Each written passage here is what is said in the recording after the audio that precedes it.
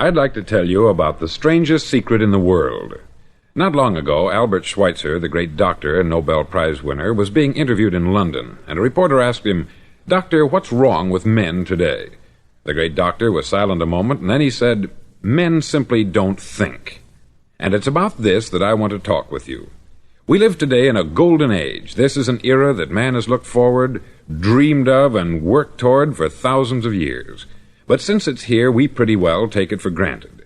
We in America are particularly fortunate to live in the richest land that ever existed on the face of the earth, a land of abundant opportunity for everyone. But do you know what happens? Let's take 100 men who start even at the age of 25. Do you have any idea what will happen to those men by the time they're 65?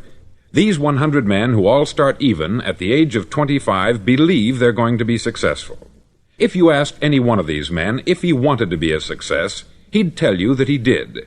And you'd notice that he was eager toward life, that there was a certain sparkle to his eye, an erectness to his carriage, and life seemed like a pretty interesting adventure to him. But by the time they're 65, 1 will be rich, 4 will be financially independent, 5 will still be working, 54 will be broke. Now think a moment. Out of the 100, only 5 make the grade. Why do so many fail? What has happened to the sparkle that was there when they were 25? What's become of the dreams, the hopes, the plans? And why is there such a large disparity between what these men intended to do and what they actually accomplished? When we say about 5% achieve success, we have to define success. And here's the definition. Success is the progressive realization of a worthy ideal. If a man is working toward a predetermined goal and knows where he's going, that man is a success. If he's not doing that, he's a failure. Success is the progressive realization of a worthy ideal. Rollo May, the distinguished psychiatrist, wrote a wonderful book called Man's Search for Himself. And in this book he says, "The opposite of courage in our society is not cowardice, it is conformity." And there you have the trouble today. It's conformity. People acting like everyone else, without knowing why, without knowing where they're going. Now think of it. In America right now, there are over 14 million people 65 years of age and over, and about 13 million of these 14 million are broke. They're dependent on someone else for life's necessities. Now, we learn to read by the time we're 7. We learn to make a living by the time we're 25. Usually, by that time, we're not only making a living, we're supporting a family. And yet, by the time we're 65, we haven't learned how to become financially independent in the richest land that has ever been known. Why? We conform. And the trouble is that we're acting like the wrong percentage group, the 95% who don't succeed. Now, why do these people conform? Well, they don't know, really. These people believe that their lives are shaped by circumstances, by things that happen to them, by exterior forces. They're outer-directed people. A survey was made one time that covered a lot of men, working men, and these men were asked this question: why do you work? Why do you get up in the morning? 19 out of 20 had no idea. If you ask them, they'll say, everyone goes to work in the morning. And that's the reason they do it, because everyone else is doing it. Now let's get back to our definition of success. Who succeeds? The only man who succeeds is the man who is progressively realizing a worthy ideal. He's the man who says, I'm going to become this, and then begins to work toward that goal. I'll tell you who the successful people are. A success is the school teacher who's teaching school because that's what she wanted to do. The success is the woman who's a wife and mother because she wanted to become a wife and mother and is doing a good job of it. The success is the man who runs the corner gas station because that's what he wanted to do. The success is the successful salesman who wants to become a top-notch salesman and grow and build with his organization. A success is anyone who is doing deliberately a predetermined job because that's what he decided to do deliberately. But only 1 out of 20 does that. That's why today there isn't really any competition, unless we make it for ourselves. Instead of competing, all we have to do is create. Now, for 20 years, I looked for the key which would determine what would happen to a human being. Was there a key I wanted to know which would make the future a promise that we could foretell to a large extent? Was there a key that would guarantee a person's becoming successful if he only knew about it and knew how to use it? Well, there is such a key, and I've found it. Have you ever wondered why so many men work so hard and honestly without ever achieving anything in particular, and others don't seem to work hard and yet seem to get everything? They have the magic touch. You've heard them say that about someone. Everything he touches turns to gold. And have you ever noticed that a man who becomes successful tends to continue to become successful, and on the other hand, have you noticed how a man who is a failure tends to continue to fail? It's because of goals. Some of us have them, some don't. People with goals succeed because they know where they're going. Now think of a ship leaving a harbor, and think of it with the complete voyage mapped out and planned. The captain and crew know exactly where it's going and how long it will take. It has a definite goal. 9,999 times out of 10,000 it will get to where it started out to get. Now let's take another ship, just like the first, only let's not put a crew on it, or a captain at the helm. Let's give it no aiming point, no goal, no destination. We just start the engines and let it go. I think you'll agree with me that if it gets out of the harbor at all, it will either sink or wind up on some deserted beach a derelict. It can't go any place because it has no destination and no guidance. It's the same with a human being. Take the salesman, for example. There is no other person in the world today with the future of a good salesman. Selling is the world's highest paid profession, if we're good at it, and if we know where we're going. Every company needs top-notch salesmen, and they reward those men. The sky is the limit for them. But how many can you find? Someone once said, the human race is fixed, not to prevent the strong from winning, but to prevent the weak from losing.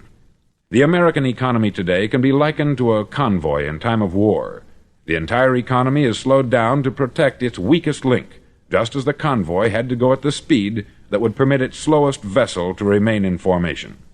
That's why it's so easy to make a living today. It takes no particular brains or talent to make a living and support a family today, so we have a plateau of so-called security, if that's what a person's looking for. But we do have to decide how high above this plateau we want to aim for. Now let's get back to the strangest secret in the world, the story that I wanted to tell you today. Why do men with goals succeed in life, and men without them fail? Well, let me tell you something which, if you really understand it, will alter your life immediately. If you understand completely what I'm going to tell you from this moment on, your life will never be the same again. You'll suddenly find that good luck just seems to be attracted to you. The things you want just seem to fall in line. And from now on, you won't have the problems, the worries, the gnawing lump of anxiety that perhaps you've experienced before. Doubt, fear, well, they'll be things of the past. Here's the key to success, and the key to failure. We become what we think about. Now let me say that again. We become what we think about. Throughout all history, the great wise men and teachers, philosophers and prophets have disagreed with one another on many different things. It is only on this one point that they are in complete and unanimous agreement. Listen to what Marcus Aurelius, the great Roman emperor, said. He said, "A man's life is what his thoughts make of it." Disraeli said this, "Everything comes if a man will only wait. I have brought myself by long meditation to the conviction that a human being with a settled purpose must accomplish it, and that nothing can resist a will that will stake even existence for its fulfillment." Ralph Waldo Emerson said this, "A man is what he thinks about all day long." William James said, "The greatest discovery of my generation is that human beings can alter their lives by altering their attitudes of mind." And he also said, "We need only in cold blood act as if the thing in question were real, and it will become infallibly real by growing into such a connection with our life that it will become real. It will become so knit with habit and emotion that our interest in it will be those which characterize belief." He also said this, "If you only care enough for a result, you will almost certainly attain it. If you wish to be rich, you will be rich. If you wish to be learned, you will be learned. If you wish to be good, you will be good. Only you must then really wish these things, and wish them exclusively, and not wish at the same time 100 other incompatible things just as strongly." In the Bible you read, in Mark 9:23, "If thou canst believe, all things are possible to him that believeth." Dr. Norman Vincent Peale said this, "This is one of the greatest laws in the universe. Fervently do I wish I had discovered it as a very young man. It dawned upon me much later in life, and I've found it to be one of the greatest, if not my greatest discovery, outside of my relationship to God. And the great law, briefly and simply stated, is that if you think in negative terms, you'll get negative results. If you think in positive terms, you will achieve positive results. That is the simple fact which is at the basis of an astonishing law of prosperity and success. In 3 words, believe and succeed. William Shakespeare put it this way: "Our doubts are traitors, and make us lose the good we oft might win, by fearing to attempt." George Bernard Shaw said, "People are always blaming their circumstances for what they are. I don't believe in circumstances. The people who get on in this world are the people who get up and look for the circumstances they want, and if they can't find them, make them." Well, it's pretty apparent, isn't it? And every person who discovered this for a while believed that he was the first one to work it out. We become what we think about. Now, it stands to reason that a person who's thinking about a concrete and worthwhile goal is going to reach it, because that's what he's thinking about. And we become what we think about.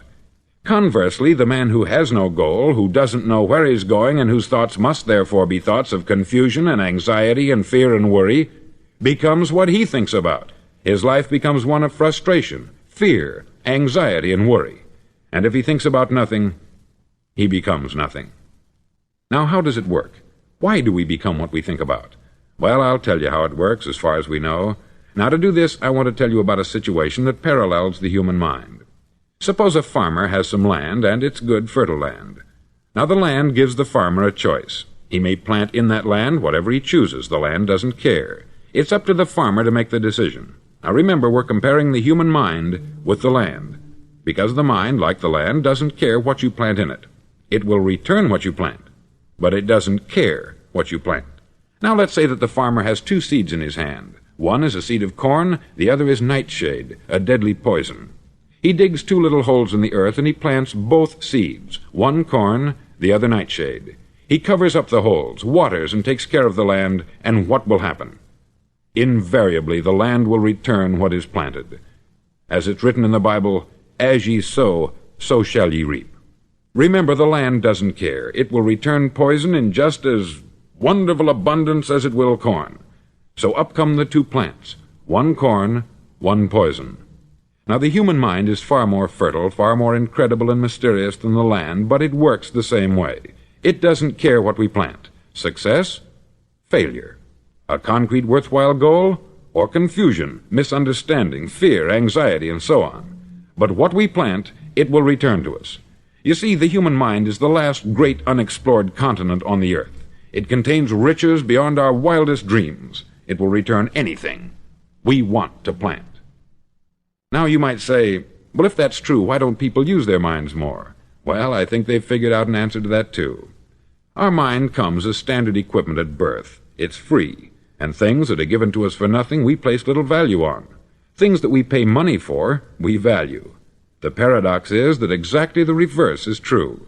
Everything that's really worthwhile in life came to us free. Our mind, our soul, our body, our hopes, our dreams, our ambitions, our intelligence, our love of family and children and friends.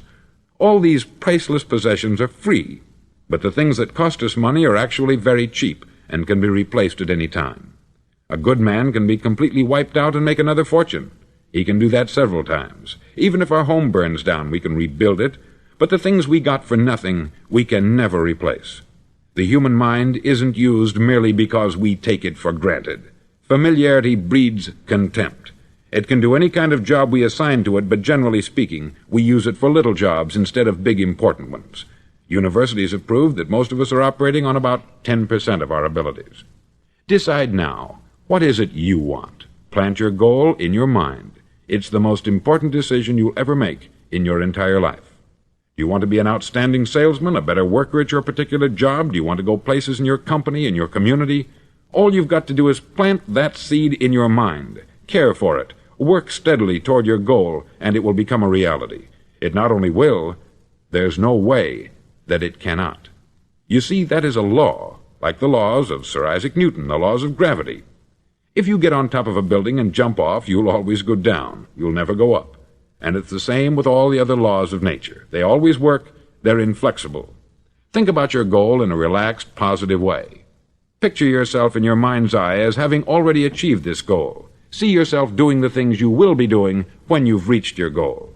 Ours has been called the phenobarbital age, the age of ulcers and nervous breakdowns. At a time when medical research has raised us to a new plateau of good health and longevity, far too many of us worry ourselves into an early grave trying to cope with things in our own little personal ways, without learning a few great laws that will take care of everything for us. These things we bring on ourselves through our habitual way of thinking. Every one of us is the sum total of his own thoughts. He is where he is because that is exactly where he really wants to be, whether he'll admit that or not. Each of us must live off the fruit of his thoughts in the future, because what you think today and tomorrow, next month and next year, will mold your life and determine your future. You're guided by your mind. I remember one time I was driving through Arizona and I saw one of those giant earth-moving machines roaring along the road at about 35 miles an hour with what looked like 20 tons of dirt in it, a tremendous, incredible machine, and there was a little man perched way up on top with the wheel in his hands guiding it. And as I drove along, I was struck by the similarity of that machine to the human mind. Just suppose you're sitting at the controls of such a vast source of energy. Are you going to sit back and fold your arms and let it run itself into a ditch? Or are you going to keep both hands firmly on the wheel and control and direct this power to a specific, worthwhile purpose? It's up to you.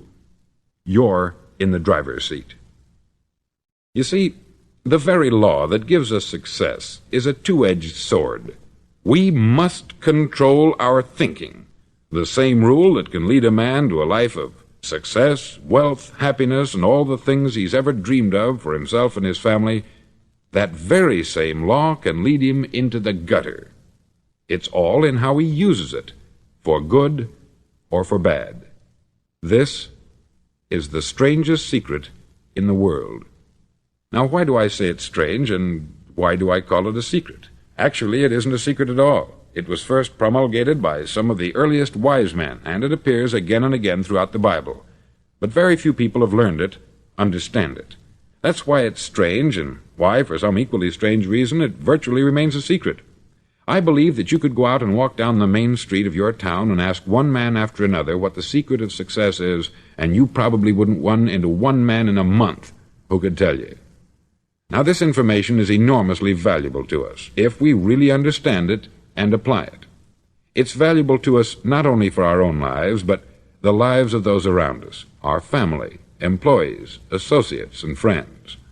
Life should be an exciting adventure. It should never be a bore. A man should live fully, be alive. He should be glad to get out of bed in the morning. He should be doing a job he likes to do because he does it well. One time I heard Grove Patterson make a speech, the editor-in-chief of the Toledo Daily Blade, and as he concluded his speech, he said something that I've never forgotten. He said something like this: "My years in the newspaper business have convinced me of several things, among them that people are basically good, and that we came from someplace, and we're going someplace. So we should make our time here an exciting adventure. The architect of the universe didn't build a stairway leading nowhere." And the greatest teacher of all, the carpenter from the plains of Galilee, gave us the secret time and time again. "As ye believe, so shall it be done unto you."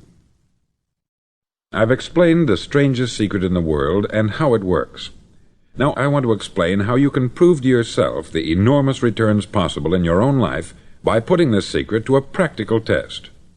I want you to make a test that will last 30 days. Now, it isn't going to be easy. If you'll give it a good try, it will completely change your life for the better. Back in the 17th century, Sir Isaac Newton, the English mathematician and natural philosopher, gave us some natural laws of physics which apply as much to human beings as they do to the movement of bodies in the universe. Now, one of these laws is that for every action, there is an equal and opposite reaction. Simply stated, as it applies to you and me, it means we can achieve nothing without paying the price. The results of your 30-day experiment will be in direct proportion to the effort you put forth. To be a doctor, you must pay the price of long years of difficult study.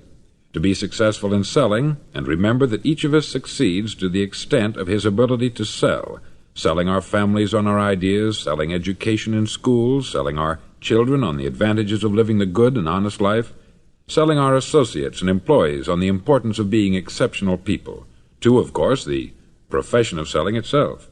But to be successful in selling our way to the good life, we must be willing to pay the price. Now, what is that price? Well, it's many things. First, it's understanding emotionally, as well as intellectually, that we literally become what we think about, that we must control our thoughts if we're to control our lives. It's understanding fully that, as ye sow, so shall ye reap. Secondly, it's cutting away all the fetters from the mind and permitting it to soar as it was divinely designed to do. It's the realization that your limitations are self-imposed, and that the opportunities for you today are enormous beyond belief. It's rising above narrow-minded pettiness and prejudice. Thirdly, to use all your courage to force yourself to think positively on your own problem, to set a definite and clearly defined goal for yourself, to let your marvelous mind think about your goal from all possible angles, to let your imagination speculate freely upon many different possible solutions, to refuse to believe there are any circumstances sufficiently strong to defeat you in the accomplishment of your purpose, to act promptly and decisively when your course is clear, and to keep constantly aware of the fact that you are, at this moment, standing in the middle of your own acre of diamonds, as Russell Conwell used to point out. Fourth, save at least 10% of what you earn. It's also remembering that no matter what your present job, it has enormous possibilities if you're willing to pay the price. Now let's just go over the important points in the price each of us must pay to achieve the wonderful life that can be ours. It is, of course, worth any price. 1. You will become what you think about. 2. Remember the word imagination. Let your mind soar. 3. Courage. Concentrate on your goal every day. 4. Save 10% of what you earn. And action. Ideas are worthless unless we act on them. Now I'll try to outline the 30-day test I want you to make. Now keep in mind that you have nothing to lose by making this test, and everything you could possibly want to gain. There are two things that may be said of everyone. Each of us wants something, and each of us is afraid of something. I want you to write on a card what it is you want more than anything else. It may be more money. Perhaps you'd like to double your income or make a specific amount of money. It may be a beautiful home. It may be success at your job. It may be a particular position in life. It could be a more harmonious family. Each of us wants something. Write down on your card specifically what it is that you want. Make sure it's a single goal and clearly defined. You needn't show it to anyone, but carry it with you so that you can look at it several times a day. Think about it in a cheerful, relaxed, positive way each morning when you get up, and immediately you have something to work for, something to get out of bed for, something to live for. Look at it every chance you get during the day and just before going to bed at night. As you look at it, remember that you must become what you think about, and since you're thinking about your goal, you realize that soon it will be yours. In fact, it's yours really the moment you write it down and begin to think about it. Look at the abundance all around you as you go about your daily business. You have as much right to this abundance as any other living creature. It's yours for the asking. Now we come to the difficult part. Difficult because it means the formation of what is probably a brand new habit, and new habits are not easily formed. Once formed, however, it'll follow you for the rest of your life. Stop thinking about what it is you fear. Each time a fearful or negative thought comes into your consciousness, replace it with a mental picture of your positive and worthwhile goal. There will come times when you will feel like giving up. It's easier for a human being to think negatively than positively. That's why only 5% is successful. You must begin now to place yourself in that group. For 30 days you must take control of your mind. It will think only about what you permit it to think. Each day for this 30-day test, do more than you have to do. In addition to maintaining a cheerful, positive outlook, give of yourself more than you've ever done before. Do this knowing that your returns in life must be in direct proportion to what you give. The moment you decide on a goal to work toward, you're immediately a successful person. You're then in that rare and successful category of people who know where they're going. Out of every 100 people, you belong to the top 5. Don't concern yourself too much with how you're going to achieve your goal. Leave that completely to a power greater than yourself. All you have to do is know where you're going. The answers will come to you of their own accord. Remember these words from the Sermon on the Mount, and remember them well. Keep them constantly before you this month of your test. Ask, and it shall be given you. Seek, and ye shall find. Knock, and it shall be opened unto you. For every one that asketh receiveth, and he that seeketh findeth, and to him that knocketh it shall be opened. It's as marvelous and as simple as that. In fact, it's so simple that in our seemingly complicated world it's difficult for an adult to understand that all he needs is a purpose and faith. For 30 days, do your best.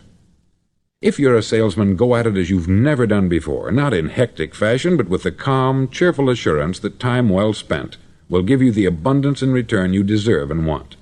No matter what your job, do it as you've never done it before for 30 days. And if you've kept your goal before you every day, you'll wonder and marvel at this new life you've found.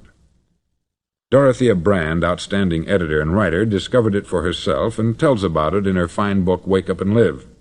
Her entire philosophy is reduced to the words, act as though it were impossible to fail. She made her own test with sincerity and faith, and her entire life was changed to one of overwhelming success. Now you make your test for 30 full days. Don't start your test until you've made up your mind to stick with it. You see, by being persistent, you're demonstrating faith. Persistence is simply another word for faith. If you didn't have faith, you would never persist. If you should fail during your first 30 days, by that I mean suddenly find yourself overwhelmed by negative thoughts, you've got to start over again from that point and go 30 more days. Gradually your new habit will form until you find yourself one of that wonderful minority to whom virtually nothing is impossible. Don't forget the card. It's vitally important as you begin this new way of living. On one side of the card, write your goal, whatever it may be. On the other side, write the words we've quoted from the Sermon on the Mount. Ask, and it shall be given you. Seek, and ye shall find. Knock, and it shall be opened unto you. Nothing great was ever accomplished without inspiration. See that during these crucial first 30 days, your own inspiration is kept at a peak. Above all, don't worry. Worry brings fear, and fear is crippling. The only thing that can cause you to worry during your test is trying to do it all yourself. Know that all you have to do is hold your goal before you. Everything else will take care of itself.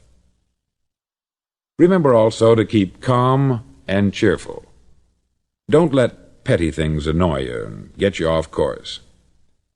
Now, since making this test is difficult, some may say, well, why should I bother?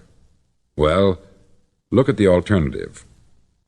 No one wants to be a failure. No one really wants to be a mediocre individual. No one wants a life constantly filled with worry, fear, and frustration. Therefore, remember that you must reap that which you sow. If you sow negative thoughts, your life will be filled with negative things. If you sow positive thoughts, your life will be cheerful, successful, and positive. Now, gradually, you will have a tendency to forget what you've heard on this record.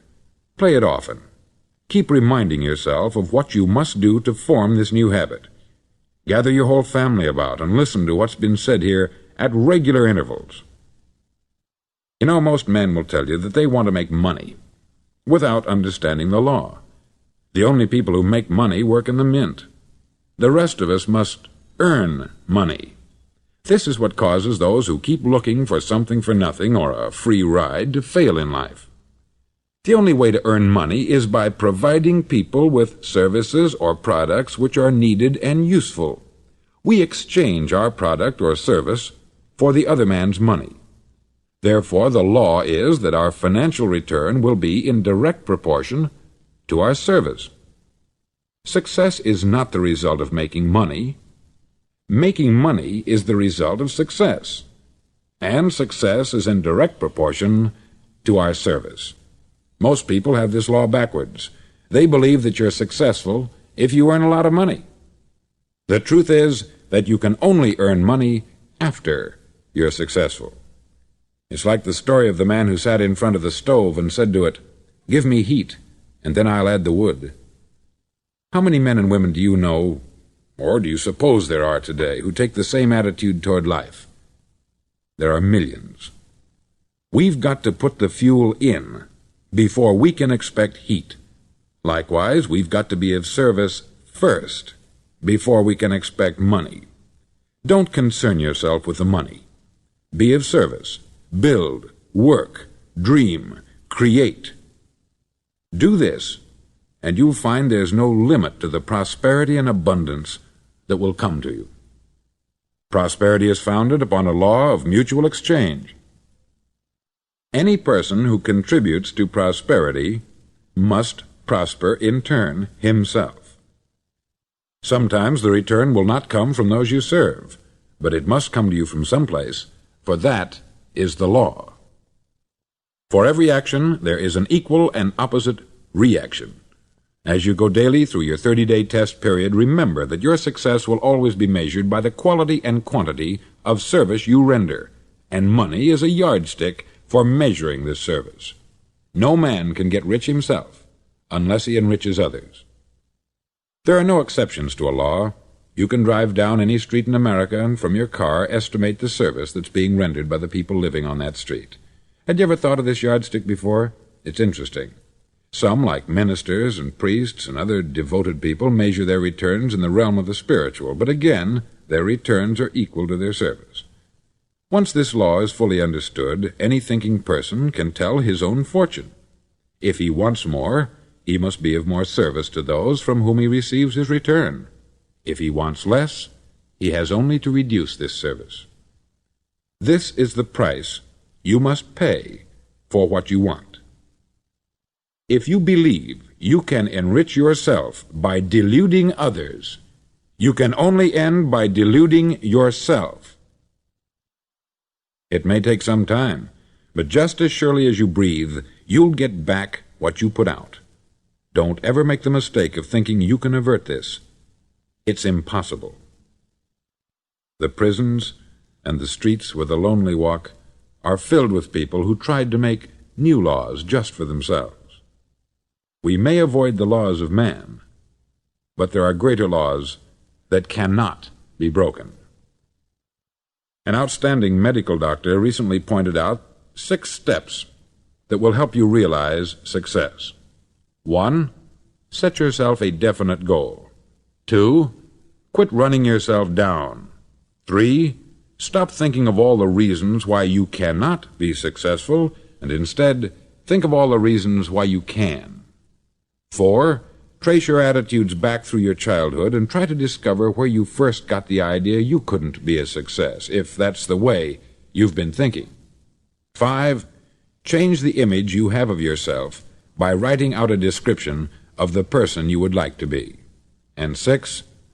Act the part of the successful person you have decided to become. The doctor who wrote those words is a noted West Coast psychiatrist, David Harold Fink, M.D. Do what all experts since the dawn of recorded history have told you you must do. Pay the price by becoming the person you want to become.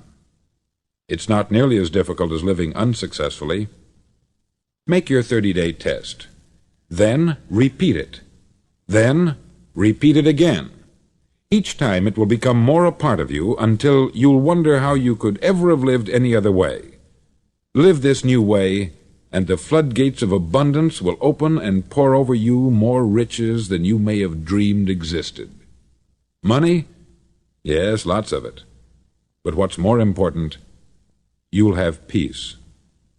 You'll be in that wonderful minority who lead calm, cheerful, successful lives. Start today. You have nothing to lose, but you have a life to win.